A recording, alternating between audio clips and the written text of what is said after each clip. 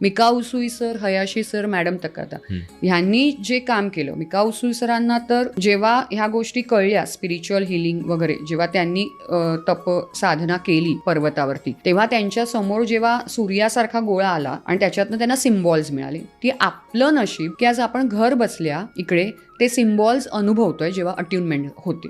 पण अट्युनमेंट झाल्यानंतरच तुम्हाला सिम्बॉल वापरायची परमिशन असते. जसं तू एखाद्याच्या घरी गेलास आणि तू वायफाय ऑन करायला घेतलंस तर ते चालणार नाही विदाऊट त्यांच्या पासवर्डशिवाय. हां, म्हणजे तू पासवर्ड मागतोस, मग तू वायफाय ऑन करतोस. तसं नुसते तू सिम्बॉल काढलेस ना तर त्याची पॉवर नाही मिळणार, ती मग चित्र राहतील. पण अट्युनमेंटमध्ये ते तुला इन्सर्ट केलं जातं आणि इन्सर्ट केल्यावरती ते काम करतं आणि मग ती पॉवर देतं आणि मग पॉवर मिळते, म्हणून मग ती रेकी रन होते आणि मग तुमच्या हातातून ऊर्जा, रेकीमध्ये आपण हातातनं ऍक्च्युअलमध्ये काम करतो.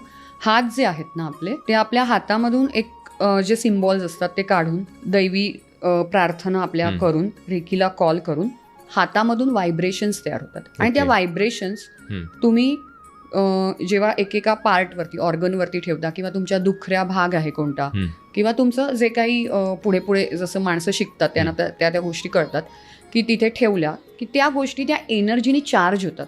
आणि चार्ज होणं म्हणजे काय, तिकडचा ब्लॉक जो आहे, जिकडे ती दूषित एनर्जी तयार झाली ती काढून टाकणं. त्याच्यावरती स्वामींचा जो दिव्य प्रकाश आहे रेकीच्या माध्यमातून, मिका उसुई सरांच्या आशीर्वादातून तो तिथे प्लेस करणं आणि मग तो ब्लॉकेज हटला की तुम्हाला मार्ग मिळतोच.